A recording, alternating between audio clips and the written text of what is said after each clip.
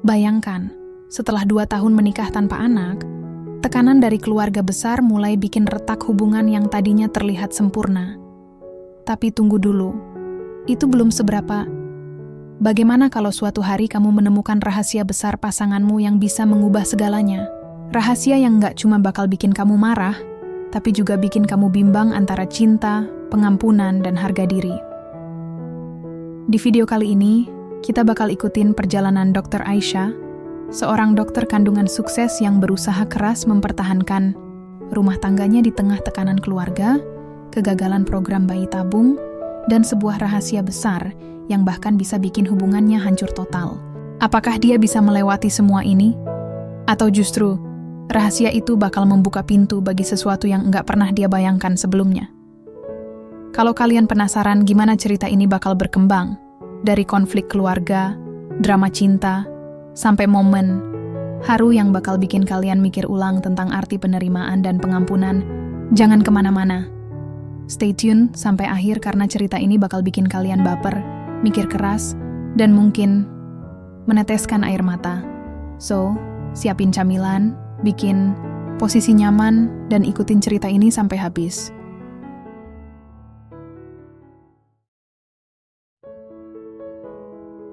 Aku Dr. Aisyah, atau lebih sering dipanggil Dr. Ais sama pasien-pasien di klinik, adalah tipe orang yang selalu mikirin semuanya secara detail.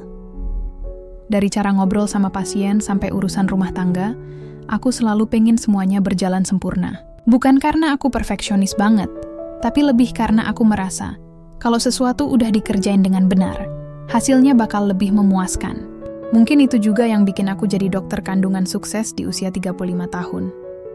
Setiap hari, aku ketemu ibu-ibu hamil yang antusias cerita soal calon bayi mereka. Ada yang bahagia, ada yang panik, ada juga yang nangis-nangis gara-gara bingung milih nama. Aku selalu senyum-senyum aja dengerin mereka, sambil mikir betapa beruntungnya mereka bisa punya momen kayak gitu. Tapi, hidup aku sendiri, kalau dibilang sempurna, ya iyalah. Setidaknya dari luar kelihatan begitu. Aku nikah sama Reza 2 tahun lalu. Dia pengusaha muda yang karier, dan kepribadiannya hampir mirip-mirip aku. Rapi, teratur, dan selalu punya rencana untuk segala hal. Reza bukan tipe cowok yang romantis ala sinetron, tapi dia tahu caranya bikin aku nyaman. Misalnya, setiap pagi dia selalu bangun lebih dulu buat bikin kopi buat aku. Kadang-kadang dia juga ngelakuin hal-hal kecil yang bikin aku mikir, ya ampun, kenapa sih dia masih ingat hal-hal begini? Contohnya, kemarin dia beliin aku tas kesukaan yang udah lama aku incar di Instagram. Padahal aku cuma pernah bilang sekali, doang waktu lagi scrolling. Tapi dia ingat. Itu bikin aku kadang mikir, mungkin ini maksudnya jodoh. Kami tinggal di apartemen yang lumayan besar di tengah kota. Dekorasi ruangannya simple, tapi tetap nyaman. Kamar tidur kami dominan putih sama abu-abu, dapurnya rapi, dan ada satu sudut di ruang tamu yang kami desain buat tempat baca bareng. Di situ ada rak buku penuh sama novel-novel favorit aku dan majalah bisnis koleksi Reza. Kalau weekend, kami biasanya habisin waktu di situ. Aku baca buku sambil selonjoran di sofa, Reza ngeliatin laptop atau baca artikel tentang ekonomi. Sesekali, kami ngobrol soal apa aja, dari target kerja minggu depan sampai film apa yang mau ditonton malam ini. Rasanya nyaman banget. Kami jarang ribut, apalagi sampai marah-marah. Kalau ada masalah, kami selalu ngomong baik-baik. Reza tuh tipe orang yang sabar banget. Kadang aku heran, gimana bisa dia nikah sama aku, yang kadang-kadang emosian kalau lagi lelah. Kalau ditanya apa mimpi aku setelah nikah sama Reza, jawabannya pasti anak. Sejak awal, aku udah ngebayangin gimana rasanya jadi ibu. Gimana rasanya ngelihat wajah mungil bayi yang mirip aku atau Reza, mendengar dia ketawa atau nangis di tengah malam, atau bahkan sekadar menggenggam jarinya yang kecil banget. Aku pengen banget rasain semua itu. Tapi, setahun pertama nikah, belum ada tanda-tanda kehamilan. Awalnya aku santai aja. Kan katanya normal kalau butuh waktu buat dapat momongan. Lagian, pekerjaan aku juga lumayan menyita waktu. Jadi, aku mikir mungkin tubuh aku butuh penyesuaian dulu. Masalah mulai muncul di akhir tahun kedua.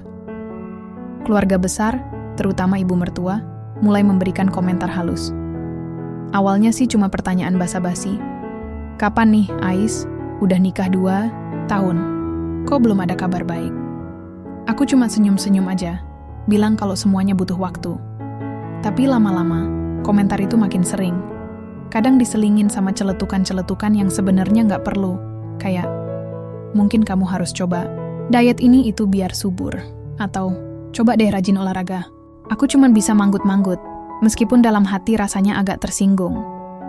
Emangnya aku nggak ngerti apa yang harus dilakuin. Reza juga nggak luput dari tekanan. Ibu mertua sering ngomongin soal keturunan di depan dia. Suatu kali, aku nguping pembicaraan mereka pas acara keluarga. Ibu mertua bilang, kalau Ais nggak bisa kasih cucu, mungkin kamu harus pikir-pikir lagi, nak. Jangan sampai garis keturunan kita putus cuma gara-gara satu masalah. Aku diam di balik pintu. Hati aku langsung ciut. Rasanya kayak ditampar keras-keras.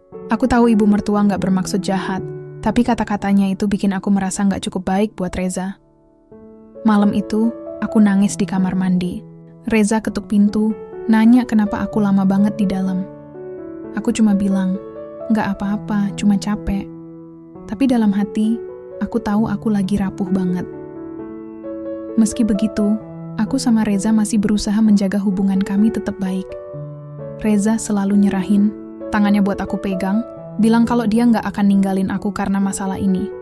Dia bilang, aku nikah sama kamu karena aku cinta sama kamu, bukan karena kamu bisa ngasih aku anak atau enggak. Jadi, jangan pernah merasa nggak cukup buat aku. Kata-kata itu bikin aku lega. Tapi di sisi lain, aku juga merasa bersalah. Aku pengen banget bisa kasih dia anak. Tapi entah kenapa Tuhan belum ngasih jalan itu buat kami.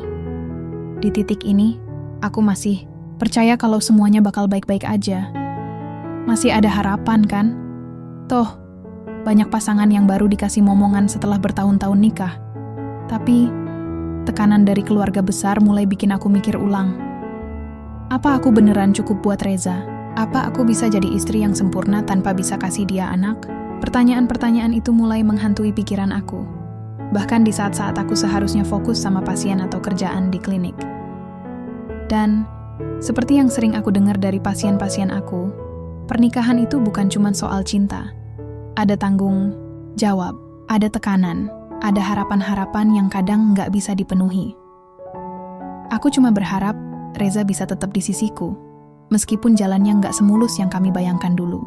Aku nggak pernah benar-benar mikir kalau tekanan dari keluarga besar bisa bikin hidup aku sama Reza jadi kayak roller coaster. Awalnya sih cuma komentar-komentar receh yang aku anggap biasa aja. Tapi lama-lama, rasanya kayak ada batu besar yang terus ngejepit dada aku tiap kali acara keluarga datang. Aku mulai ngerasa kalau masalah kehamilan ini bukan cuma urusan aku sama Reza lagi, tapi udah jadi konsumsi publik buat keluarga besar. Acara makan malam yang menyakitkan masih inget waktu itu. Acara makan malam di rumah mertua. Semua saudara kumpul, kakak, ipar, adik-adik Reza, om tante, sampai beberapa sepupu yang jarang banget datang. Meja makan penuh sama lauk pauk enak, tapi suasana hati aku nggak karuan. Dari awal acara, ibu mertua udah mulai dengan pertanyaan basa-basinya. Nih, Ais, gimana nih kabar baiknya? Udah 2 tahun loh ya nikahnya. Aku cuma senyum sambil nyeruput teh manis, berusaha santai. Belum ada kabar, Bu. Masih proses, jawab aku pelan, meskipun dalam hati rasanya pengen nyerah. Tapi ibu mertua nggak berhenti di situ. Dia malah lanjut ngomong, 2 tahun tuh bukan waktu yang sebentar, nak. Kamu harus lebih serius mikirin ini. Kan kasihan Reza, dia butuh keturunan buat melanjutkan nama keluarga kita. Aku langsung tersedak teh gara-gara kata-kata itu. Serius? Apa-apaan sih? Apa maksudnya aku kurang serius selama ini? Rasanya kayak disindir habis-habisan di depan semua orang. Aku lihat Reza yang duduk di sebelahku langsung meremas tanganku di bawah meja, kayak ngasih kode buat tenang. Tapi gimana bisa tenang kalau semua mata di ruangan ini kayak lagi ngejudge aku? Kakak ipar aku, Mbak Dina, yang emang suka sok tahu, ikutan nimbrung. Mungkin tubuh Aisyah butuh adaptasi lagi. Coba deh diet sehat atau minum jamu tradisional. Banyak Temen aku yang berhasil hamil setelah minum jamu gitu. Katanya sambil nyerocos panjang lebar. Aku cuman manggut-manggut, meskipun dalam hati pengen bilang, "Halo, aku dokter kandungan ya. Aku udah tahu semua itu." Tapi nggak mungkin kan aku marah-marah di tengah acara keluarga. Jadi aku cuma diam, tersenyum tipis, dan nelan semua rasa kesel itu dalam-dalam. Reza yang berusaha menenangkan Pas pulang ke apartemen. Suasana di mobil hening banget. Aku duduk di kursi penumpang, ngeliatin jalan di luar sambil mikirin semua omongan tadi. Reza, yang biasanya ceria pas nyetir, kali ini kelihatan serius. Dia akhirnya buka suara. "Sayang, kamu nggak usah terlalu dipikirin omongan mereka. Mereka nggak ngerti apa-apa soal kita. Kita masih punya waktu. Aku cuman bisa nyengir getir." Iya, aku tahu. Tapi tetap aja, rasanya kayak aku gagal memenuhi ekspektasi mereka. Apalagi ibu, dia kayak nggak percaya kalau aku udah berusaha semaksimal mungkin. Reza nyerahin tangannya buat aku pegang. "Kamu nggak gagal, Ais. Ini bukan tentang gagal atau berhasil. Ini soal waktu. Dan aku nggak akan ninggalin kamu cuma karena kita belum dikasih momongan sekarang." Katanya sih begitu. Tapi aku tahu tekanan dari keluarganya juga nggak main-main. Reza emang selalu bela aku. Tapi kadang aku ngerasa dia cuma ngomong gitu biar aku nggak tambah stres. Aku tahu dia juga bingung sama semua ini. Percakapan yang membuat dunia aku runtuh beberapa minggu kemudian, ada acara arisan keluarga besar lagi. Kali ini di rumah salah satu tante Reza. Aku udah mikir keras buat nggak datang, tapi Reza maksa. Katanya, "Kalau kamu nggak datang, mereka bakal mikir apa-apa. Lebih baik kita hadapin bareng-bareng." Dan ternyata, keputusan buat datang itu salah besar. Aku lagi ngobrol sama salah satu tante yang ramah banget. Pas lagi asik-asiknya ngomongin resep masakan, tiba-tiba aku dengar suara ibu mertua ngomong sama salah satu om di pojok ruangan. Suaranya pelan, tapi cukup keras buat aku dengar. "Iya, gimana lagi? Reza udah sabar banget sama Ais. Tapi kalau sampai 3 tahun nggak ada hasil, mungkin dia harus pikirin alternatif lain. Soalnya, nggak lucu kan kalau garis keturunan kita putus cuman gara-gara perempuan nggak subur." Aku langsung kaku di tempat. Rasanya kayak dunia aku runtuh seketika. Aku nggak berani gerak. Takut kalau mereka sadar aku dengar semua itu. Tapi otak aku langsung berputar cepet. Apa maksudnya alternatif lain? Apa ibu mertua ngomongin poligami? Oh Tuhan, nggak mungkin kan? Aku buru-buru cari alasan buat pulang. "Maaf tante, aku agak pusing. Kayaknya aku harus istirahat," kataku sambil nyerahin cangkir teh ke salah satu pembantu. Aku langsung nyamperin Reza yang lagi ngobrol sama kakak-kakaknya. "Aku mau pulang," bisikku pelan, tapi tegas. Reza langsung ngerti kalau ada sesuatu yang nggak beres. Dia pamit ke keluarganya, terus kami langsung cabut dari sana. Di apartemen, konfrontasi pertama pas, sampai di apartemen, aku langsung duduk di sofa, nggak bisa ngomong apa-apa. Reza nyerahin segelas air ke aku, terus duduk di sebelahku. "Ada apa?" "Sayang, kamu kelihatan syok banget." Aku nggak bisa nahan lagi, air mata langsung mengalir deras. Aku dengar ibu ngomong sama om tadi. Dia bilang, kalau sampai 3 tahun nggak ada anak, kamu harus cari alternatif lain. Apa maksudnya itu, Rez? Apa dia nyuruh kamu nikah lagi? Reza langsung terdiam. Dia kayak nggak tahu harus jawab apa. Akhirnya dia megang pundak aku pelan. "Ais, jangan terlalu dipikirin. Itu cuma omongan. Ibu nggak benar-benar mikir gitu. Dia cuma khawatir sama masa depan kita. Tapi kalau dia beneran ngomong gitu sama kamu gimana?" Tanyaku. Suaraku mulai bergetar. "Kamu bakal nurut? Kamu bakal ninggalin aku cuma karena aku nggak bisa kasih kamu anak?" Reza langsung deketin aku, peluk aku erat-erat. "Aku nggak akan ninggalin kamu, Ais. Kamu itu istriku. Aku nikah sama kamu karena aku cinta sama kamu, bukan karena kamu bisa kasih aku anak atau enggak. Jadi stop mikirin hal-hal negatif kayak gitu." Aku pengen banget percaya sama kata-kata Reza. Tapi di sisi lain, aku juga nggak bisa ngelupain apa yang aku dengar tadi. Kata-kata ibu mertua itu kayak bayangan hitam yang terus nempel di pikiran aku. Aku mulai ragu. Apa aku beneran cukup buat Reza? Apa aku bisa bertahan di tengah tekanan kayak gini? Akhirnya, keputusan untuk bertindak malam itu, aku nggak bisa tidur. Aku terus mikirin semua omongan ibu mertua, tekanan keluarga, dan perasaan nggak cukup yang mulai muncul di hati aku. Aku tahu aku nggak bisa terus-terusan kayak gini. Aku harus ngelakuin sesuatu. Besok paginya, aku ngajak Reza ngobrol serius. "Rez, aku pengen kita coba program bayi tabung," kataku tiba-tiba pas sarapan. Reza langsung nyeret pandangannya dari laptopnya. "Bayi tabung? Kamu yakin?" Aku mengangguk pelan. Aku nggak tahu lagi harus ngapain. Aku pengen banget kasih kamu anak, Rez. Aku nggak mau kamu kecewa sama aku. Lagian, mungkin ini jalan kita buat dapetin momongan. Reza diam sejenak, kayak lagi mikir keras. Akhirnya dia bilang, "Kalau itu yang kamu mau, aku dukung. Tapi ingat, ini bukan cuma buat memenuhi ekspektasi orang lain. Ini buat kita, Ais." Aku cuman bisa senyum tipis. Dalam hati, aku berharap banget ini bakal jadi solusi buat semua masalah kita. Tapi, entah kenapa, ada perasaan gak enak yang gak bisa hilang dari pikiran aku. Seperti firasat buruk yang gak tahu kapan bakal datang. Aku masih inget banget hari pertama kami datang ke klinik fertilitas. Rasanya kayak mau ngelakuin sesuatu yang gede banget, tapi sekaligus bikin deg-degan setengah mati. Reza nyerahin tangannya buat aku pegang pas kita duduk di ruang tunggu. Aku tahu dia juga nervous, meskipun dia berusaha kelihatan tenang. Di sekitar kita, ada beberapa pasangan lain yang juga nunggu. Ada yang lagi baca-baca brosur, ada yang diam aja sambil megang tangan pasangannya, bahkan ada yang nangis pelan di sudut ruangan. Suasana itu bikin aku makin ngerasa kalau kami nggak sendirian dalam perjuangan ini. Proses yang melelahkan dokter yang menangani kami, Dr. Aditya, adalah dokter spesialis fertilitas yang udah cukup terkenal. Dia jelasin sama detail tentang program bayi tabung, mulai dari stimulasi hormon sampai prosedur transfer embrio. Semua terdengar rumit banget, tapi aku berusaha nyimak baik-baik karena aku tahu ini penting. Reza cuma manggut-manggut, kadang-kadang nanya soal biaya atau efek samping. Aku lihat raut wajahnya serius, tapi mata dia terlihat sedikit lelah. Kayaknya dia juga mikirin semua ini bakal nguras energi dan waktu kita. Setelah konsultasi, proses dimulai.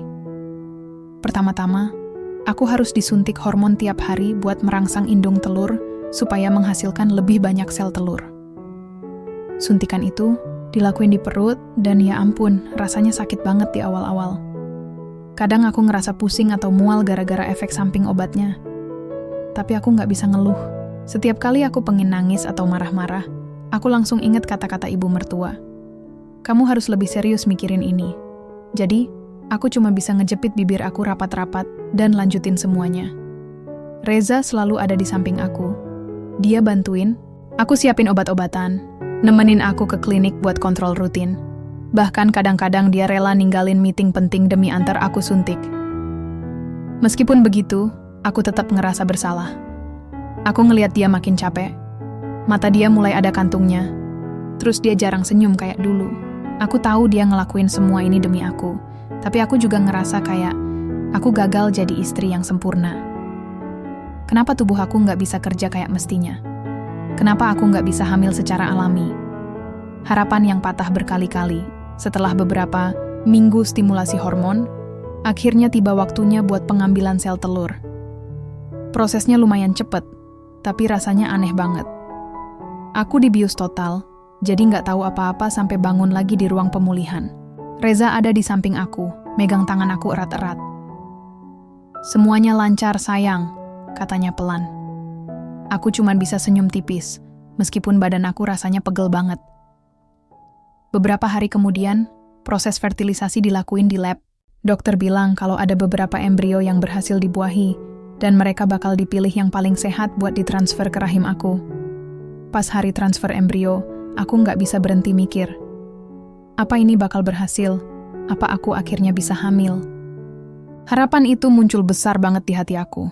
Tapi di sisi lain, ada rasa takut yang nggak bisa hilang. Takut kecewa lagi. Pas hasil tes darah keluar seminggu kemudian, dunia aku rasanya runtuh lagi. Negatif. Nggak ada tanda-tanda kehamilan. Aku ngedumel di kamar mandi, nangis sampai nggak kuat berdiri. Reza ketuk pintu, nanya apa aku baik-baik aja. Aku cuma bisa jawab, "Nggak usah ganggu aku dulu." Malam itu, aku tidur sendirian di sofa. Reza coba ngomong baik-baik, bilang kalau kita bisa coba lagi. Tapi aku nggak bisa dengerin apa-apa. Aku cuma mikir, kenapa aku gagal lagi? Kenapa Tuhan nggak kasih aku kesempatan? Coba lagi, gagal. Lagi kami coba lagi beberapa bulan kemudian. Kali ini, aku nggak segitu optimis kayak sebelumnya. Aku udah mulai pesimis, tapi aku nggak punya pilihan lain. Tekanan dari keluarga makin keras, dan aku tahu aku harus ngelakuin sesuatu. Prosesnya sama kayak sebelumnya, suntikan hormon, kontrol rutin, terus transfer embrio. Tapi hasilnya masih negatif. Setiap kali gagal, aku ngerasa semakin hancur. Aku mulai nggak percaya diri lagi. Aku meragukan kemampuan tubuh aku, bahkan meragukan hubungan aku sama Reza. Apa aku emang nggak pantas jadi istri yang baik? Apa aku nggak cukup buat dia? Reza selalu ada di samping aku, tapi aku ngerasa dia juga mulai kecapekan. Kadang-kadang aku lihat dia nelpon temen-temennya, kayak ngeluhin situasi ini. Aku nggak tahu persis apa yang dia omongin, tapi aku bisa nebak dari nada suaranya kalau dia juga mulai frustasi. Meski begitu, dia nggak pernah marah sama aku. Dia cuma bilang, "Kita masih punya waktu, Ais. Jangan menyerah dulu." Tapi, semakin lama, aku makin ragu. Apa ini beneran masalah waktu? Atau justru ini tanda kalau aku emang nggak bisa kasih dia anak? Titik balik yang bikin aku lemas di percobaan ketiga, aku udah hampir putus asa. Aku udah nggak peduli lagi sama biayanya, sama capeknya, atau sama efek samping obat-obatan itu. Aku cuma pengen hasilnya positif. Tapi, sekali lagi, hasilnya negatif. Aku nangis di depan dokter Aditya, nanya apa yang salah sama aku. Dia cuma bisa bilang, "Ini bukan salah kamu, Bu Aisyah. Ada faktor-faktor yang kadang nggak bisa kita kontrol." Pulang dari klinik, aku nggak bisa ngomong apa-apa sama Reza. Dia coba ngajak aku ngobrol, tapi aku cuma bisa duduk di sofa, ngerasa kosong banget. Aku mulai mikir, mungkin ini ujungnya. Mungkin aku emang nggak bisa kasih dia anak. Mungkin tekanan dari keluarga besar itu bener. Aku nggak cukup buat Reza. Keputusan yang nggak pasti malam itu, aku ngeliat Reza duduk di meja kerjanya, ngecek email-email kerjaan. Dia kelihatan lelah banget, tapi dia masih nyempetin buat ngelirik aku sesekali. Aku tahu dia sayang sama aku, tapi aku juga tahu dia butuh anak. Dia nggak pernah ngomongin itu, tapi aku bisa lihat dari caranya ngeliat foto-foto keponakan dia di Instagram. Dia pengen banget jadi ayah.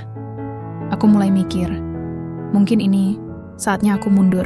Mungkin aku harus ngasih dia kesempatan buat dapetin apa yang dia inginkan, meskipun itu artinya aku harus ninggalin dia.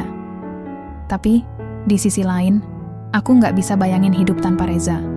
Dia itu separuh dari hidup aku. Akhirnya, aku memutuskan buat ngomong sama dia besok pagi. Aku pengen tahu gimana perasaannya sebenarnya. Apakah dia masih mau lanjutin ini sama aku? Atau mungkin dia udah mulai mikirin alternatif lain? Aku udah nggak tahu lagi harus ngapain. Setelah beberapa kali gagal di program bayi tabung, rasanya kayak aku kehabisan semua opsi. Aku mulai mikir kalau mungkin ini emang jalan hidup aku, nggak bisa punya anak. Tapi tekanan dari keluarga besar nggak berhenti-berhenti. Ibu mertua masih sering nelpon atau kirim pesan, nanyain perkembangan aku sama Reza. Kadang dia cuma nyindir halus. "Kok belum ada kabar baik juga, Ais? Mungkin kamu perlu istirahat dulu biar tubuh kamu bisa pulih." Aku cuma bisa jawab singkat, "Iya Bu, nanti aku kabarin lagi." Reza sih tetap sabar, tapi aku tahu dia juga mulai merasa capek. Dia jarang ngomongin masalah ini lagi. Mungkin karena dia tahu aku udah bener-bener lelah. Malam-malam, kadang aku lihat dia duduk di ruang tamu sendirian, megang ponselnya sambil ngeliat sesuatu yang nggak aku tahu. Aku pengen tanya dia lagi apa yang dipikirinnya, tapi aku udah nggak ada tenaga buat ngobrol soal ini. Penemuan yang mengguncang dunia. Aku seminggu setelah percobaan ketiga kami gagal. Reza lagi dinas keluar kota buat urusan kerjaan. Aku di rumah, sendirian, nggak ngapa-ngapain selain bersihin apartemen.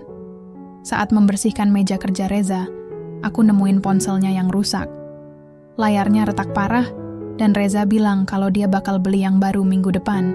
Ponsel itu udah nggak bisa dipakai lagi, Tapi aku iseng-iseng coba nyalain buat lihat apakah masih ada data penting yang perlu diselamatin. Saat ponsel itu nyala, aku langsung disambut sama layar kunci. Biasanya aku nggak bakal ganggu privasi Reza, tapi entah kenapa kali ini aku penasaran banget. Aku coba inget-inget PIN-nya. Biasanya dia pakai tanggal lahir aku atau nomor favoritnya.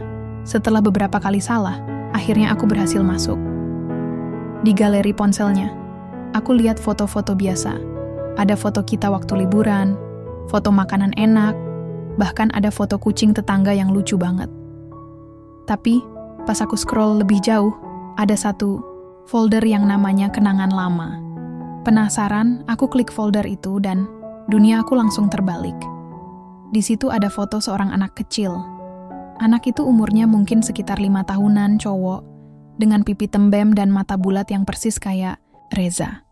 Aku langsung ciut. Siapa anak ini? Kenapa Reza simpan fotonya di ponsel yang rusak? Aku scroll lagi dan ada beberapa foto lainnya. Ada foto anak itu lagi main bola, lagi senyum di depan kue ulang tahun. Bahkan ada foto dia lagi peluk neneknya.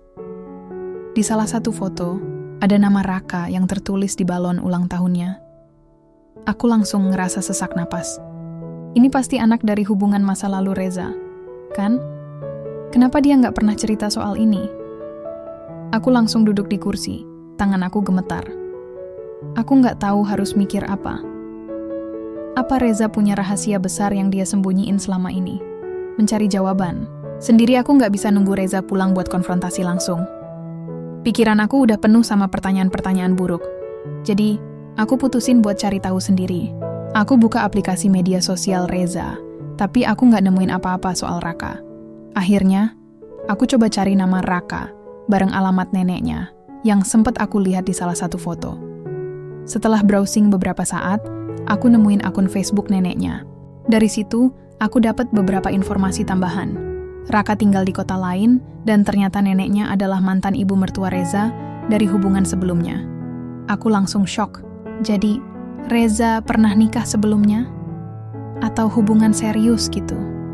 Kenapa dia nggak pernah cerita soal ini sama aku? Aku mulai mikir buruk. Apa dia masih kontak sama mantannya? Apa dia masih sayang sama mereka? Apa dia ngerasa bersalah karena ninggalin mereka? Malam yang panjang pas Reza pulang malam itu, aku udah nungguin dia di ruang tamu. Dia langsung nyadar ada yang nggak beres pas lihat muka aku. Ada apa sayang? Tanyanya sambil nyerahin tas kerja. Aku langsung nunjukin ponselnya yang udah aku nyalain. Jelasin ini, Res, kataku datar, meskipun dalam hati aku lagi panik banget. Reza langsung kaku. Dia lihat layar ponselnya, terus matanya langsung melebar. Dia tahu aku udah nemuin folder itu. Dia duduk di sofa, megang kepalanya kayak orang lagi mikir keras. Ais, aku bisa jelasin. Tapi kenapa kamu gak pernah cerita sama aku? Potong, aku langsung. Suara aku mulai naik. Ini anak siapa? Kenapa kamu simpan fotonya? Kamu pernah nikah sebelumnya? Reza diam sejenak, kayak lagi nyari kata-kata yang tepat. Dia, anak aku Ais, dari hubungan sebelum aku ketemu kamu. Aku langsung terdiam. Rasanya kayak ada bom yang meledak di kepala aku. Mulut aku terbuka, tapi nggak ada kata-kata yang keluar. Hubungan sebelum aku, akhirnya aku bisa bicara. Suara aku bergetar. Jadi kamu udah punya anak sebelum kita nikah? Kenapa kamu nggak pernah cerita? Reza megang tangan aku, tapi aku langsung menarik tangan aku. Aku nggak cerita karena aku takut kehilangan kamu, katanya pelan. Aku tahu ini salah aku, tapi aku nggak mau kamu ngerasa insecure atau ragu sama hubungan kita. Insecure? Ragu? Res, ini bukan cuma soal insecure atau ragu. Ini soal kejujuran. Bentak aku, air mata mulai mengalir deras. Kamu pikir ini nggak bakal ngaruh sama hubungan kita? Kamu pikir aku nggak bakal mikir buruk gara-gara ini? Aku nggak mikir kamu bakal ngerasa kayak gini, katanya. Suaranya juga mulai bergetar. Aku cuma pengen melindungi kamu dari rasa sakit. Lindungi aku dari apa? Dari kenyataan kalau kamu punya anak dari hubungan lain? Aku langsung bangkit dari sofa. gak bisa duduk tenang lagi. Ini gak adil, Res. Kamu bikin aku ngerasa kayak aku gak cukup buat kamu. Kamu bikin aku ngerasa kayak aku gagal jadi istri yang sempurna. Ternyata kamu punya rahasia sebesar ini. Aku gak pernah mikir kamu gagal, Ais. Kamu istri yang sempurna buat aku. Tapi aku juga gak bisa ngebuang masa lalu aku begitu aja. Raka itu bagian dari aku. Dan aku gak bisa ninggalin dia. Aku langsung terdiam. Kata-kata Reza bikin aku bingung. Di satu sisi, aku marah banget karena dia ngebohongin aku selama ini. Di sisi lain, aku juga ngerasa kasihan. Dia pasti juga ngerasa dilema selama ini. Akhirnya, keputusan yang gak pasti malam itu, aku gak bisa tidur. Aku cuman bisa duduk di sofa, mikirin semua omongan Reza. Dia bilang, dia takut kehilangan aku, tapi justru sekarang aku merasa kayak dia udah kehilangan aku duluan. Aku gak tahu harus gimana. Haruskah aku maafin dia? Atau aku harus mikir ulang hubungan kita? Satu hal yang pasti, aku gak bisa lupain fakta kalau Reza punya anak. Dan sekarang, aku harus memutuskan, apakah aku bisa nerima kehadiran Raka dalam hidup aku? Atau aku harus mundur dari semua ini? Malam itu, setelah aku nemuin foto Raka di ponsel Reza, rasanya kayak dunia aku langsung berubah. Semua yang selama ini aku percayai tentang hubungan kami tiba-tiba jadi abu-abu. Aku gak bisa tidur. Cuma duduk di sofa sambil mikirin omongan Reza tentang takut kehilangan aku, tentang Raka yang katanya bagian dari dia. Tapi di otak aku, cuma ada satu pertanyaan besar. Kenapa dia merahasiakan hal sebesar ini? Kenapa dia gak pernah cerita soal anaknya waktu kita baru nikah? Pas paginya, Reza nyerahin secangkir kopi buat aku. Dia kelihatan lelah banget. Matanya bengkak kayak orang yang nangis semalaman. Aku tahu dia juga lagi stres, tapi aku masih belum bisa lihat dia dengan cara yang sama kayak dulu. Ais, katanya pelan. Aku tahu kamu marah, tapi aku pengen jelasin semuanya. Aku cuma diam, gak tahu harus jawab apa. Jujur, aku masih bingung antara pengen dengar ceritanya atau langsung kabur aja dari situ. Tapi, karena aku rasa ini penting buat masa depan kita, aku akhirnya bilang, "Oke, jelasin." Cerita masa lalu Reza duduk di sebelah aku, tapi kali ini dia gak megang tangan aku. Dia tahu aku masih marah, dan mungkin dia takut aku bakal menjauh lagi. Dia mulai ngomong dengan suara pelan, kayak orang yang lagi hati-hati ngejelasin sesuatu. Sebelum aku ketemu kamu, aku pernah punya hubungan serius sama cewek lain. Namanya Nadia. Kami pacaran lama, hampir 5 tahun. Waktu itu, kami udah rencana buat nikah. Tapi, ya, banyak masalah datang. Salah satunya, Nadia hamil duluan. Kita nggak siap buat punya anak waktu itu. Tapi ya gimana lagi, keadaannya udah begitu. Aku langsung terdiam. Kata-kata itu bikin aku makin shock. Jadi, Reza nggak cuma pernah punya hubungan serius, tapi juga udah punya anak sebelum nikah. Nadia nggak mau nikah sama aku waktu itu, lanjut Reza. Dia bilang dia nggak siap jadi istri. Akhirnya, kami putusin buat nggak nikah, tapi tetap bareng-bareng, urus Raka. Neneknya, maksudnya ibunya Nadia, bantuin banget ngurus Raka, jadi aku jarang ketemu dia waktu itu.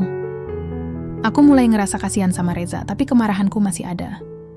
Terus kenapa kamu nggak cerita soal ini waktu kita nikah? Tanyaku langsung. Reza megang kepala dia kayak lagi mikir keras. Aku takut, Ais. Aku takut kamu ngerasa insecure atau ragu sama aku. Aku takut kamu mikir aku nggak cukup baik buat kamu, karena aku udah punya anak dari hubungan sebelumnya.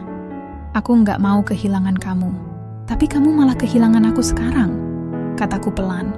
Meskipun dalam hati aku ngerasain emosi yang campur aduk. Kamu pikir ngumpetin rahasia sebesar ini nggak bakal ngaruh sama hubungan kita? Aku nggak mikir semuanya bakal segede ini, katanya. Suaranya mulai bergetar. Aku cuma pengen melindungi kamu dari rasa sakit. Aku nggak mau kamu mikir buruk tentang aku. Perasaan campur aduk setelah ngomong panjang lebar, Reza akhirnya cerita lebih detail soal hubungannya sama Nadia dan Raka. Katanya, Nadia udah menikah lagi sama orang lain beberapa tahun lalu, dan mereka sepakat kalau Raka bakal tinggal sama neneknya. Reza masih kontak sama Raka, tapi nggak terlalu sering karena kesibukan kerjaan dia. Aku mulai mikir ulang semua ini. Di satu sisi, aku marah banget karena Reza nggak jujur sama aku.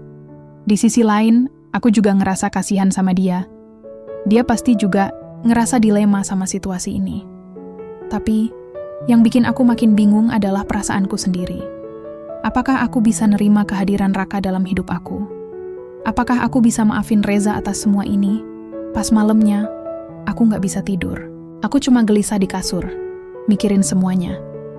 Reza tidur di ruang tamu, mungkin karena dia tahu aku butuh waktu sendiri. Aku ngebayangin gimana rasanya punya anak tanpa proses normal kayak gini. Selama ini aku berjuang mati-matian buat dapetin anak, tapi ternyata Reza udah punya anak dari hubungan sebelumnya. Rasanya kayak aku dikasih tamparan keras. Keputusan yang belum pasti besok paginya, aku bangun dengan kepala penuh pertanyaan. Aku pengen konfrontasi lagi sama Reza, tapi aku masih bingung harus ngomong apa. Pas sarapan, Reza duduk di meja makan, megang gelas kopi dengan ekspresi kosong. Aku pengen ketemu Raka, kataku tiba-tiba. Reza langsung kaget. Ketemu Raka? Kamu yakin? Aku mengangguk pelan. Aku nggak bisa ngambil keputusan apa-apa kalau aku nggak tahu siapa dia. Aku pengen lihat langsung gimana anak itu. Reza kelihatan ragu-ragu. Tapi akhirnya dia bilang, kalau itu yang kamu mau, aku dukung. Tapi ingat, jangan paksa diri kamu buat nerima dia kalau kamu belum siap. Aku cuma bisa manggut-manggut.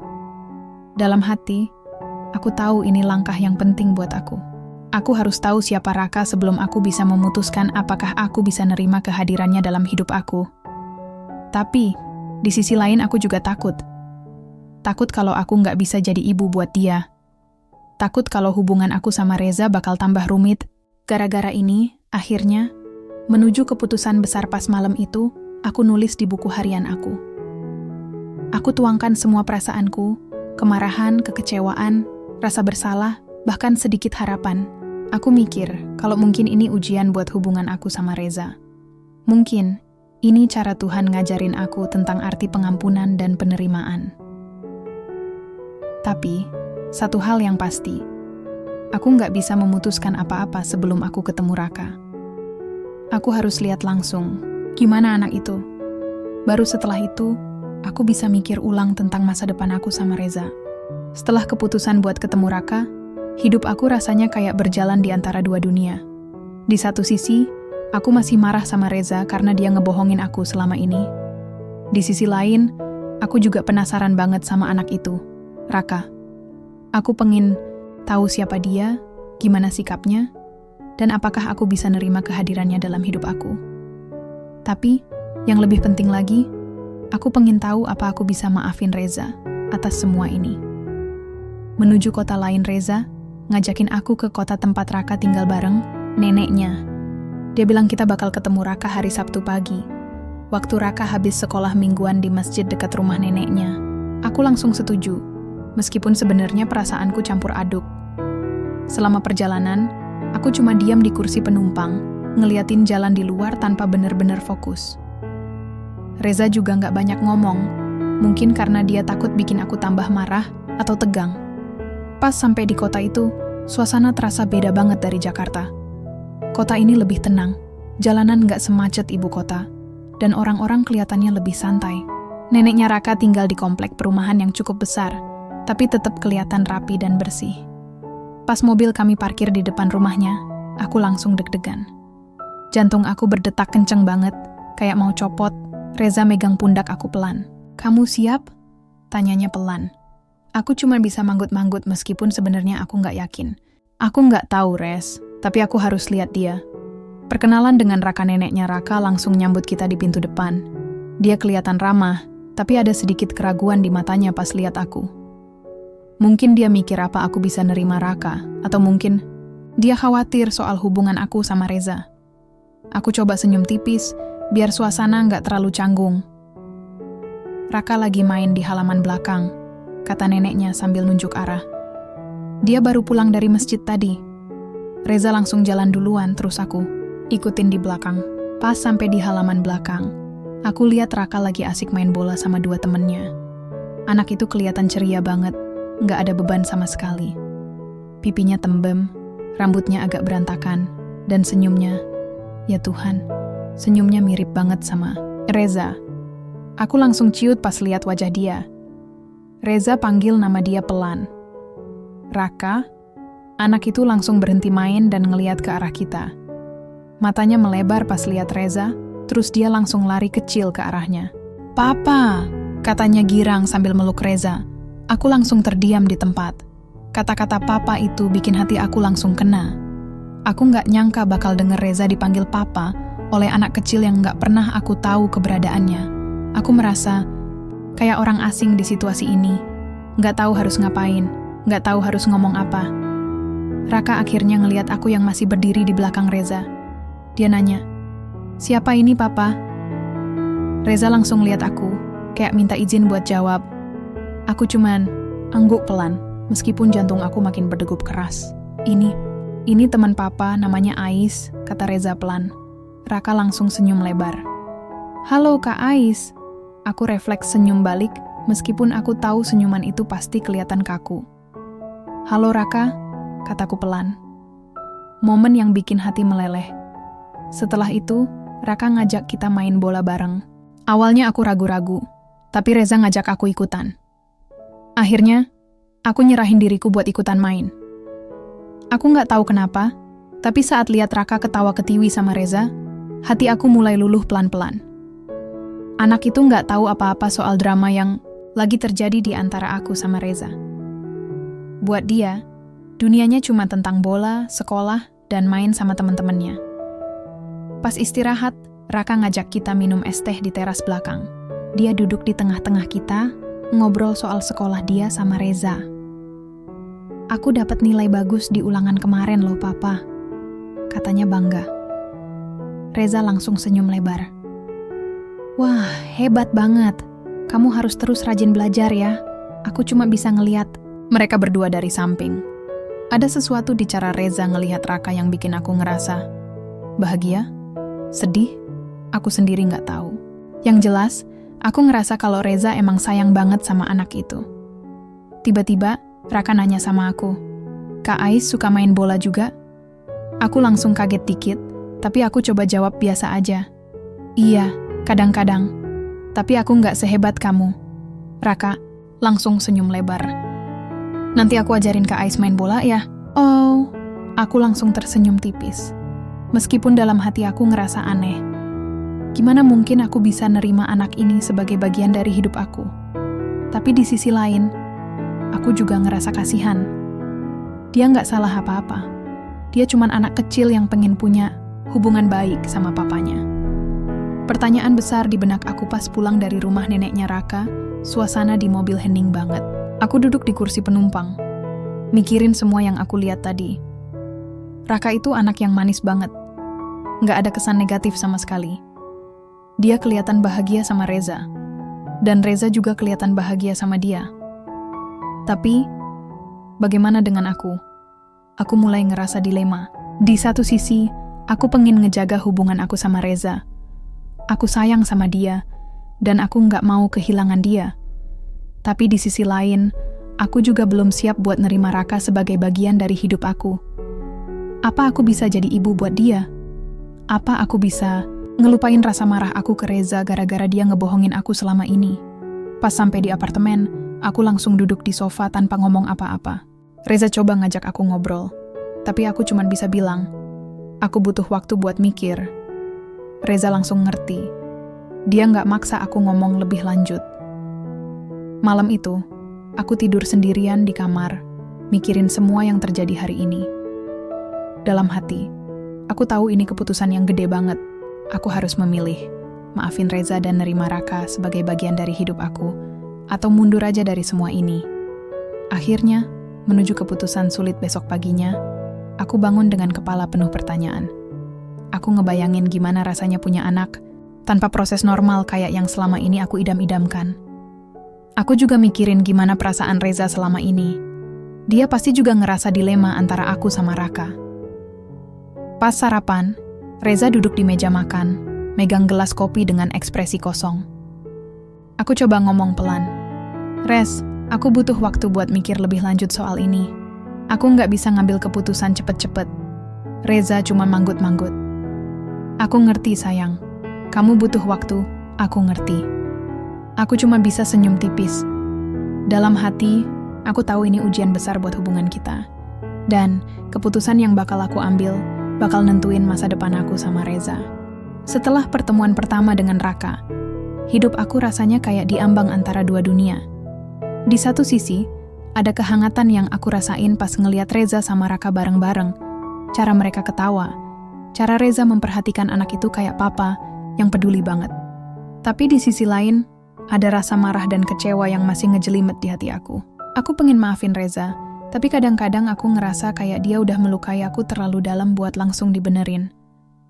Hubungan yang makin rumit pas hari-hari setelah kunjungan ke rumah neneknya Raka, suasana di apartemen makin canggung. Aku sama Reza jarang ngobrol soal perasaan kita masing-masing. Kadang-kadang dia nyerahin teh atau kopi buat aku pagi-pagi, tapi aku cuman bisa bilang makasih tanpa berusaha ngajak dia ngobrol lebih jauh. Aku tahu dia juga bingung harus ngomong apa. Mungkin dia takut bikin aku tambah marah, atau malah mundur dari hubungan ini. Tapi, meskipun begitu, ada sesuatu yang mulai berubah dalam diri aku. Setiap kali aku ingat senyum Raka yang ceria itu, aku mulai meragukan kemarahan aku sendiri. Apakah aku beneran marah sama Reza? Atau aku marah karena aku mikir aku gagal jadi istri yang sempurna, istri yang bisa kasih dia anak? Pas malam mingguan, aku iseng-iseng buka Instagram, terus nemuin akun neneknya Raka. Dia sering upload foto-foto Raka. Ada yang lagi main bola, lagi belajar, bahkan ada yang lagi peluk neneknya sambil ketawa. Aku scroll-scroll aja gitu, ngeliat wajah anak itu yang polos banget.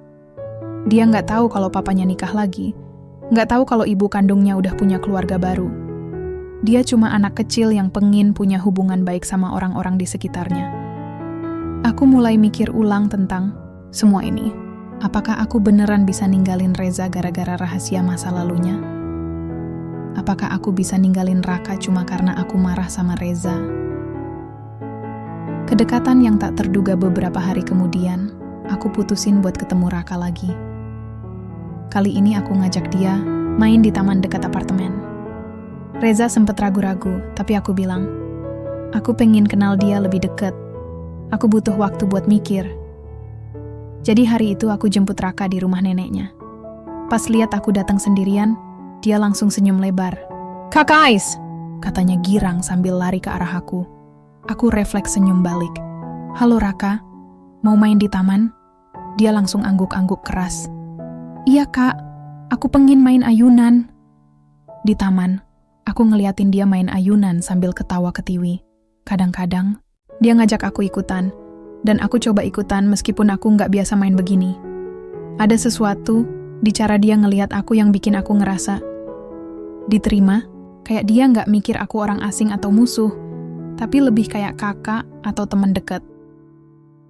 Pas istirahat, kita duduk di bangku taman. Raka tiba-tiba nanya, "Kak Ais suka sama papa?" Aku langsung kaget dikit. Pertanyaan itu kayak pisau yang langsung menusuk hati aku. "Kenapa tanya gitu?" Aku balik nanya pelan. Raka nyenderin kepala dia di pundak aku. "Aku pengen Kak Ais sayang sama papa. Soalnya papa juga sayang sama Kak Ais." Aku langsung ciut dengar kata-kata itu. Anak ini nggak tahu apa-apa soal drama di antara aku sama Reza. Buat dia, dunianya cuma tentang kasih sayang dan harapan supaya orang-orang di sekitarnya bahagia. Perasaan yang mulai berubah pas pulang dari taman. Aku nganter Raka balik ke rumah neneknya. Dia peluk aku erat-erat pas mau pamit. "Makasih ya Kak Ais, udah main sama aku," katanya polos. Aku cuma bisa peluk dia balik. "Sama-sama Raka, nanti kita main lagi ya." Pas sampai di apartemen, aku langsung duduk di sofa, mikirin semuanya. Dalam hati, aku mulai ngerasa kalau aku nggak bisa terus-terusan marah sama Reza. Dia emang salah karena nggak jujur sama aku, tapi dia juga nggak salah karena punya anak dari hubungan sebelumnya. Lagian, Raka nggak salah apa-apa. Dia cuma anak kecil yang pengen punya hubungan baik sama papanya. Reza nemuin aku duduk di sofa pas malamnya. Dia langsung duduk di sebelah aku, megang tanganku pelan. "Gimana tadi?" tanyanya hati-hati. Aku menghela napas panjang. Dia anak yang manis banget, Res. Aku nggak bisa marah sama dia. Tapi, aku masih bingung soal kita. Reza megang tangan aku lebih erat. "Aku ngerti, sayang. Kamu butuh waktu. Aku ngerti. Tapi aku cuma pengen kamu tahu kalau aku nggak akan ninggalin kamu. Kamu itu istriku, dan aku cinta sama kamu." Aku ngeliat matanya. Dan kali ini aku bener-bener ngerasa kalau dia jujur. Dia emang sayang sama aku, meskipun dia juga sayang sama Raka. Keputusan yang belum pasti pas malam itu, aku nulis di buku harian aku lagi. Aku tuangkan semua perasaanku, kemarahan aku ke Reza, rasa bersalah aku karena marah sama Raka, dan sedikit harapan buat masa depan. Aku mulai mikir kalau mungkin ini ujian buat aku. Mungkin ini cara Tuhan ngajarin aku tentang arti pengampunan dan penerimaan. Tapi, satu hal yang pasti, aku belum siap buat ngambil keputusan besar. Aku masih butuh waktu buat mikir baik-baik. Apakah aku bisa nerima Raka sebagai bagian dari hidup aku? Dan apakah aku bisa maafin Reza atas semua ini? Besok paginya, aku bangun dengan tekad buat ngomong sama Reza lagi. Aku pengen tahu gimana perasaannya soal ini semua, dan aku pengen tahu apakah kita bisa bangun hubungan yang baru, hubungan yang termasuk Raka sebagai bagian penting dari hidup kita. Pagi itu, aku bangun dengan perasaan yang lebih tenang dibandingkan hari-hari sebelumnya. Bukan karena masalah aku sama Reza udah selesai, jauh dari itu. Tapi, ada sesuatu di hati aku yang mulai menerima kenyataan. Mungkin ini hasil dari semua waktu yang aku habiskan buat mikirin hubungan aku sama Reza, dan juga interaksi aku sama Raka. Aku nggak bisa terus-terusan lari dari semuanya. Aku harus bikin keputusan. Ngomong dari hati ke hati pas sarapan, aku duduk berhadapan sama Reza. Dia kelihatan lelah, tapi dia tetap nyerahin secangkir teh hangat buat aku. "Kamu baik-baik aja?" tanyanya pelan. Aku mengangguk pelan. "Iya, aku pengen ngomong serius sama kamu." Reza langsung tegak, kayak dia udah nunggu momen ini. "Aku siap, sayang. Kamu mau ngomong apa?" Aku tarik napas dalam-dalam. Aku tahu kamu sayang sama aku, dan aku juga sayang sama kamu. Tapi selama ini, aku marah banget sama kamu gara-gara kamu ngebohongin aku soal Raka. Aku ngerasa kayak kamu gak percaya sama aku, kayak kamu takut aku bakal ninggalin kamu kalau aku tahu kebenarannya. Reza langsung megang tangan aku erat-erat. "Ais, aku gak pernah mikir kamu bakal ninggalin aku. Aku cuma takut kamu ngerasa insecure atau ragu sama aku. Aku gak mau kehilangan kamu." "Aku ngerti," kataku pelan. "Tapi Res, kamu salah. Kamu gak bisa ngumpetin rahasia sebesar ini cuman karena kamu takut. Ini tentang kejujuran. Aku butuh kejujuran dari kamu biar kita bisa jalan bareng." Reza manggut-manggut pelan. "Aku tahu aku salah, Ais.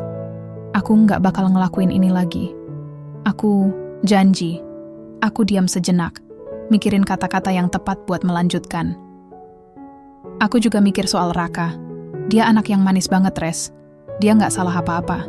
Dia cuma pengen punya hubungan baik sama papanya. Dan aku pengen coba nerima dia sebagai bagian dari hidup aku. Mata Reza langsung melebar. "Kamu yakin?" Aku mengangguk pelan. Aku gak bilang ini bakal gampang. Aku masih belajar buat nerima semua ini. Tapi aku gak mau kehilangan kamu, cuma karena aku gak bisa maafin kamu atau nerima Raka. Reza langsung peluk aku erat-erat. "Terima kasih, Ais. Terima kasih banget." Langkah awal menuju penerimaan. Setelah pembicaraan itu, aku putusin buat lebih sering ketemu Raka. Aku nggak pengen buru-buru jadi ibunya atau apa, tapi aku pengen kenal dia lebih deket. Aku ngajakin dia main di taman lagi, bantuin dia ngerjain PR. Bahkan kadang-kadang aku ajakin dia nginep di apartemen buat akhir pekan. Aku lihat cara dia ketawa sama Reza, dan perlahan-lahan, aku mulai merasa nyaman juga sama dia. Raka sendiri kelihatannya seneng banget punya kakak baru. Kadang-kadang dia panggil aku Kak Ais dengan nada yang manis banget. Dia nggak tahu kalau aku sempat marah sama papanya, dan aku nggak pengen dia tahu. Buat dia, aku cuman orang baru yang peduli sama dia, dan itu cukup buat sekarang. Tapi, meskipun begitu, ada bagian dari diri aku yang masih bimbang. Apakah aku beneran bisa jadi ibu buat dia? Apakah aku bisa lupain rasa marah aku ke Reza? Pertanyaan-pertanyaan itu masih muncul di kepala aku tiap malam, tapi aku berusaha buat ngelupainnya pelan-pelan. Konflik yang belum selesai, meski aku udah memutuskan buat nerima Raka dan maafin Reza, hubungan aku sama Reza belum benar-benar pulih. Ada sesuatu yang masih hancur di antara kita. Kadang-kadang, pas kita lagi ngobrol soal rencana masa depan, aku masih ngerasa ada jarak. Aku tahu ini butuh waktu buat sembuh total, tapi aku juga khawatir kalau kita nggak bakal balik ke hubungan yang dulu. Hubungan yang penuh cinta, tanpa tekanan. Pas malam mingguan, aku ngeliat Reza duduk di ruang tamu sambil ngeliat foto-foto lama kita di ponselnya. Aku duduk di sebelah dia, terus tanya pelan, "Kamu mikir apa?" Reza tersenyum tipis. Aku mikir gimana caranya kita bisa balik ke awal lagi. Waktu kita pertama kali nikah, waktu segalanya masih terasa muda. Aku megang tangannya pelan. Aku juga pengen itu, Res. Tapi kita nggak bisa balik ke awal. Kita cuman bisa maju dari sini. Reza manggut-manggut pelan. Aku setuju. Kita cuman bisa maju. Akhirnya, menuju babak baru beberapa minggu kemudian, aku mulai terbiasa sama kehadiran Raka dalam hidup aku. Aku nggak bilang ini udah sempurna. Kadang-kadang aku masih ngerasa canggung, atau bahkan sedikit marah pas inget semuanya. Tapi aku tahu ini langkah yang benar. Aku nggak pengen kehilangan Reza cuma karena aku nggak bisa nerima keadaan. Pas suatu sore, aku, Reza, sama Raka main bola bareng di halaman apartemen. Raka ketawa ketiwi sambil lari kecil. Reza ngeliat dia dengan mata yang penuh kasih sayang, dan aku hanya bisa senyum kecil sambil mikirin gimana rumitnya hidup ini. Tapi, di situ, aku ngerasa kayak ada harapan baru. Kayak ada kesempatan buat kita membangun keluarga yang beda dari yang aku bayangin sebelumnya. Pas malamnya, aku duduk di sofa sambil nulis di buku harian aku. Aku tulis soal semua yang udah aku lakuin sampai sekarang. Soal keputusan aku buat nerima Raka, soal usaha, aku buat maafin Reza, dan soal harapan aku buat masa depan. Aku tahu ini bukan akhir dari semua masalah, tapi ini awal buat sesuatu yang baru. Beberapa minggu setelah keputusan besar itu, aku mulai merasakan perubahan dalam hidup aku. Bukan perubahan yang instan atau ajaib, tapi perubahan kecil-kecil yang pelan-pelan bikin semuanya terasa lebih ringan. Aku masih belajar buat nerima Raka sebagai bagian dari hidup aku, dan aku juga masih belajar buat maafin Reza sepenuhnya. Tapi, ada satu hal yang pasti, aku nggak mau ninggalin mereka berdua. Hari-hari baru dengan Raka. Setiap kali aku lihat Raka, ketawa, aku ngerasa kayak ada sesuatu yang baru tumbuh di hati aku. Anak ini nggak tahu betapa rumitnya hubungan antara aku sama Reza, dan dia nggak perlu tahu. Buat dia, aku cuman orang dewasa yang peduli sama dia, dan itu cukup buat sekarang. Kadang-kadang, dia panggil aku Kak Ais sambil senyum lebar. Kadang-kadang dia ajakin aku main bola atau bantuin dia ngerjain PR. Setiap momen itu bikin aku ngerasa kayak aku lagi belajar jadi ibu, meskipun aku tahu ini nggak bakal gampang. Pas suatu sore, aku sama Raka lagi main puzzle di ruang tamu. Dia fokus banget nyusun potongan-potongan kecil itu. Sementara aku megang secangkir teh hangat sambil ngeliatin dia. Tiba-tiba, dia nanya, "Kak Ais, kamu sayang sama papa?" Pertanyaan itu langsung bikin aku kaget. Aku diam sejenak, mikirin kata-kata yang tepat buat jawab. "Iya, kakak sayang sama papa," kataku pelan. Raka langsung senyum lebar. "Bagus deh, soalnya aku juga sayang sama kakak." Aku langsung ciut dengar kata-kata itu. Anak ini nggak tahu apa-apa soal drama di antara aku sama Reza, tapi dia udah bisa kasih aku rasa percaya diri buat melangkah maju. Aku peluk dia erat-erat, dan dia balas peluk aku dengan polosnya. Dalam hati, aku bersyukur banget karena dia anak yang baik banget. Hubungan dengan Reza yang masih rapuh meski aku udah memutuskan buat maafin Reza. Hubungan kita masih belum benar-benar pulih. Ada sesuatu yang masih hancur di antara kita. Rasa percaya yang mungkin butuh waktu lama buat dibangun lagi. Kadang-kadang pas kita lagi ngobrol soal rencana masa depan, aku masih ngerasa ada jarak. Aku tahu ini butuh waktu, tapi kadang-kadang aku takut kalau kita nggak bakal bisa balik ke hubungan yang dulu. Hubungan yang penuh cinta tanpa tekanan. Pas suatu malam, aku nemuin Reza duduk di balkon apartemen kita, megang gelas kopi sambil ngeliat langit malam. Aku duduk di sebelah dia, terus tanya pelan, "Kamu mikir apa?" Reza tersenyum tipis. "Aku mikir gimana caranya kita bisa bangun keluarga yang bahagia lagi. Aku pengen kita bisa kayak dulu lagi, waktu segalanya masih terasa mudah." Aku megang tangannya pelan. "Aku juga pengen itu, Res. Tapi kita nggak bisa balik ke awal. Kita cuma bisa maju dari sini." Reza manggut-manggut pelan. "Aku setuju. Kita cuma bisa maju." Meskipun kata-katanya terdengar yakin, aku tahu dia masih ragu-ragu sama semua ini. Aku juga masih ragu-ragu. Tapi, kami berdua tahu kalau ini adalah satu-satunya cara buat tetap bersama. Refleksi tentang keluarga dan pengampunan pas suatu pagi, aku duduk di meja makan sambil ngeliat foto-foto lama kita di album. Ada foto kita waktu nikah, ada foto kita lagi liburan di pantai, bahkan ada foto kita lagi makan malam romantis di restoran kesukaan. Aku inget banget gimana rasanya waktu itu. Rasanya kayak dunia kita sempurna banget. Tapi, sekarang, dunia kita udah banyak berubah, dan aku harus belajar nerima kenyataan itu. Aku mulai mikir tentang arti keluarga. Apakah keluarga itu cuma tentang dua orang yang saling cinta? Atau apakah keluarga itu tentang komitmen buat tetap bersama meskipun ada masalah? Aku juga mikir soal pengampunan. Apakah maafin Reza berarti aku harus lupain semua sakit hati aku? Atau apakah maafin Reza berarti aku harus belajar nerima keadaan apa adanya? Pas malam itu, aku nulis di buku harian aku. Aku tulis soal semua yang udah aku alami sampai sekarang. Soal tekanan dari keluarga besar, soal kegagalan program bayi tabung, soal rahasia Reza soal Raka, dan soal usaha aku buat memperbaiki semuanya. Aku sadar kalau ini bukan akhir dari semua masalah, tapi ini awal buat sesuatu yang baru. Momen di pantai akhir pekan itu, aku putusin buat pergi ke pantai sendirian. Ini tempat favorit aku sama Reza waktu kita pertama kali pacaran. Aku pengen mikirin semuanya di situ, tanpa gangguan, tanpa tekanan. Pas sampai di pantai, aku duduk di pasir sambil ngeliat ombak yang datang silih berganti. Aku inget banget gimana rasanya waktu itu. Rasanya kayak aku punya kontrol atas semuanya. Tapi, sekarang, aku ngerasa kayak aku lagi belajar buat nerima kenyataan bahwa hidup nggak selalu sesuai rencana. Aku mulai mikir ulang tentang semua keputusan aku. Apakah aku beneran siap buat nerima Raka sebagai anak aku? Apakah aku beneran bisa maafin Reza sepenuhnya? Pertanyaan-pertanyaan itu masih ada di kepala aku. Tapi aku tahu jawabannya nggak bakal datang cepet-cepet. Pas matahari mulai tenggelam, aku duduk di pasir sambil pegang secangkir kopi hangat.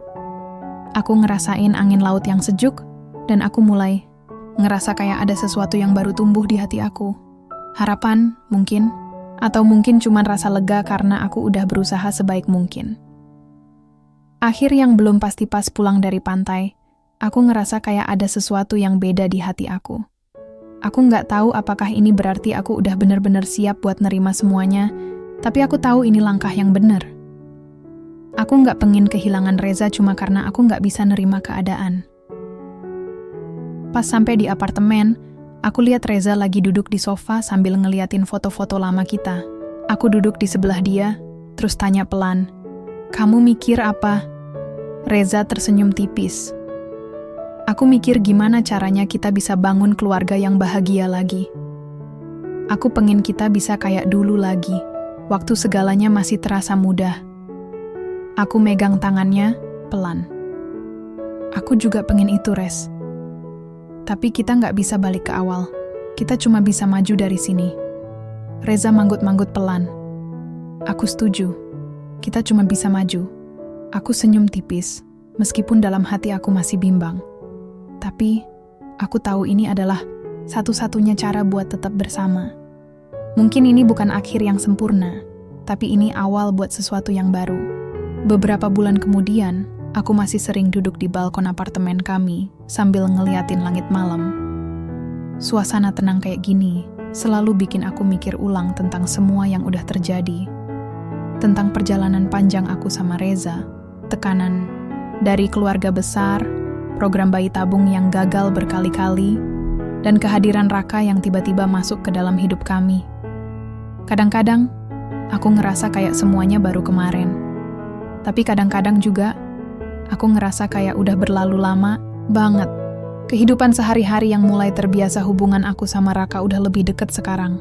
Dia udah mulai panggil aku mama, meskipun cuma sesekali. Awalnya, aku sempat kaget pas dia nyebut kata itu buat pertama kalinya. Pas aku nanya kenapa dia panggil aku mama, dia cuma bilang polos. Soalnya Kak Ais baik banget sama aku, kayak mama. Aku langsung ciut dengar kata-kata itu.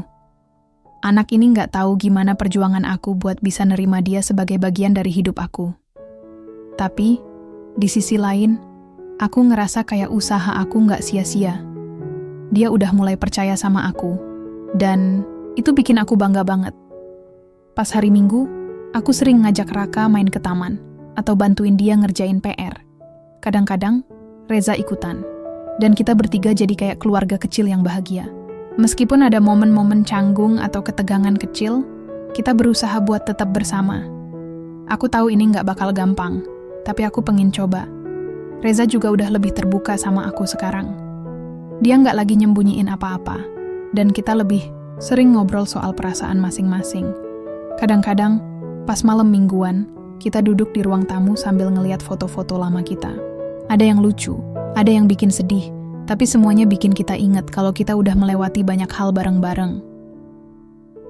Rasa yang masih campur aduk meski begitu, aku masih merasakan ada sesuatu yang belum sepenuhnya sembuh di hati aku. Hubungan aku sama Reza masih nggak kayak dulu. Waktu segalanya masih terasa mudah dan tanpa beban. Kadang-kadang, pas kita lagi ngobrol soal masa depan, aku masih ngerasa ada jarak.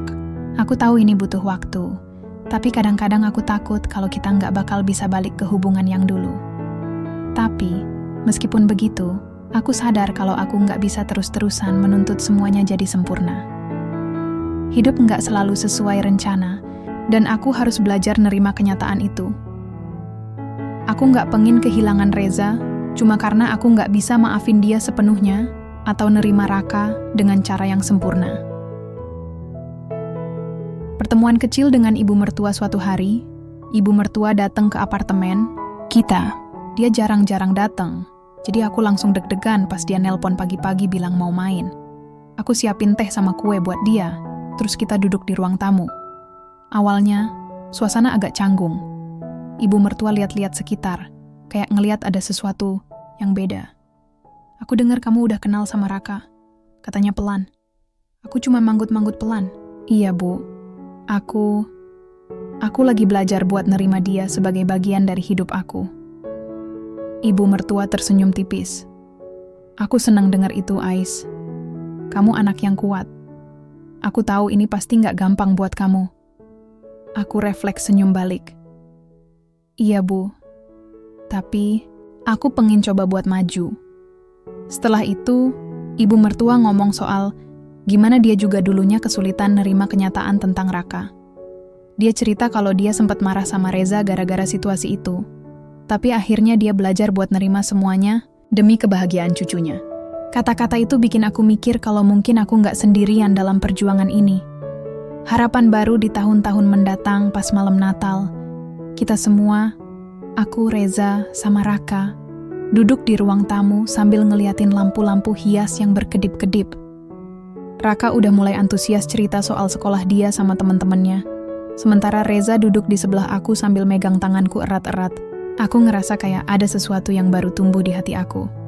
Harapan baru buat tahun-tahun mendatang. Aku nggak tahu apakah aku bakal bisa jadi ibu yang sempurna buat Raka. Atau apakah aku bakal bisa maafin Reza sepenuhnya. Tapi, satu hal yang pasti, aku nggak pengen ninggalin mereka berdua. Aku pengen coba buat membangun keluarga yang bahagia, meskipun itu artinya aku harus belajar nerima keadaan yang nggak selalu sesuai harapan. Pas tengah malam, aku duduk di balkon sambil ngeliat langit yang penuh bintang. Aku mikirin semua yang udah aku alami sampai sekarang. Soal perjuangan aku buat dapetin anak, soal rahasia Reza, soal kehadiran Raka, dan soal usaha aku buat memperbaiki semuanya. Aku sadar kalau ini bukan akhir dari semua masalah, tapi ini awal buat sesuatu yang baru. Penutup yang tak berujung cerita ini nggak punya akhir yang pasti. Aku masih belajar buat nerima semuanya. Nerima Raka, maafin Reza, dan membangun keluarga yang baru. Tapi, satu hal yang pasti, aku nggak pengen ninggalin mereka berdua. Aku pengen coba buat maju, meskipun aku tahu ini bakal butuh waktu lama. Dan, siapa tahu, suatu hari nanti, aku bakal nemuin kedamaian yang aku cari-cari selama ini.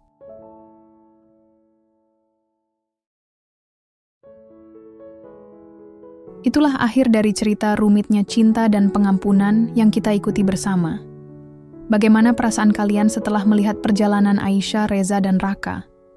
Apakah kalian juga merasakan campur aduk antara haru, sedih, tapi juga ada secercah harapan di akhir cerita ini? Cerita ini nggak cuma tentang keluarga atau hubungan suami istri aja, tapi juga mengajarkan kita tentang arti pengampunan, penerimaan, dan bagaimana cinta bisa bertahan meski diuji oleh banyak hal. Kadang-kadang, hidup nggak selalu sesuai rencana, tapi itulah yang membuat kita terus belajar dan tumbuh. Nah, kalau kalian suka dengan cerita seperti ini, jangan lupa buat like, komen, dan share video ini ke teman-teman kalian ya. Kalian juga bisa tulis pendapat kalian di kolom komentar. Apakah menurut kalian, Aisyah sudah membuat keputusan yang tepat? Atau mungkin ada yang punya pengalaman serupa? Aku bakal senang banget baca tanggapan kalian. Oh iya, kalau kalian pengen dengar cerita-cerita lain yang nggak kalah menyentuh atau malah lebih seru, langsung aja klik tombol subscribe di channel ini.